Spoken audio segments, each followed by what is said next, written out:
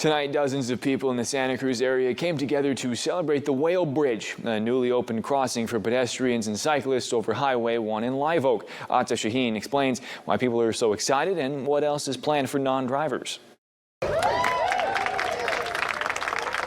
After 2.5 years of construction, the Chanticleer Overcrossing, or Whale Bridge, is finally finished. The Chanticleer Overcrossing offers a safer, more accessible route for people walking and biking across the highway.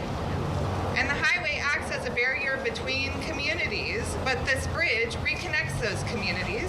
A bulk of the funding for this came from Measure D in 2016, when Santa Cruz County voters approved a half-cent sales tax, generating more than $4 million a year to fund transit projects for the next 3 decades.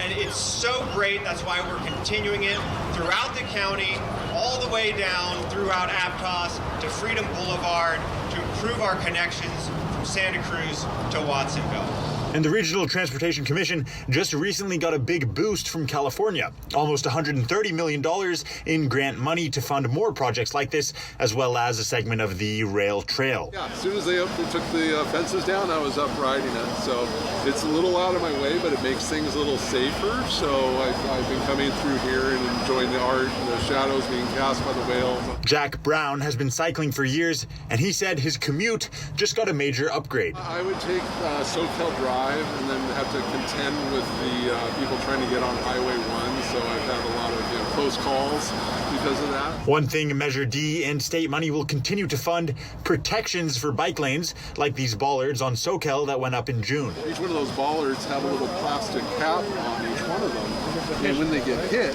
this cap falls off because it's not glued down. Brown tediously counted all 500-plus bollards along his SoCal commute and determined that almost all of them had already been mowed over by a car. So that's 93% of the bollards have been struck. I mean, that's 93% intrusion rate into those bike lanes still.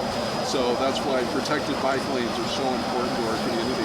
Studies suggest better bike and pedestrian infrastructure leads to more people leaving the car in the garage, which in turn leads to more demand for continued infrastructure developments and potentially more funding for them.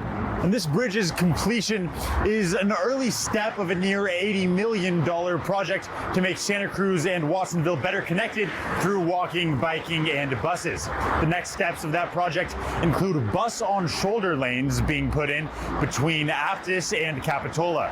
Reporting in Live Oak, Ata Shaheen, KION News, Channel 46.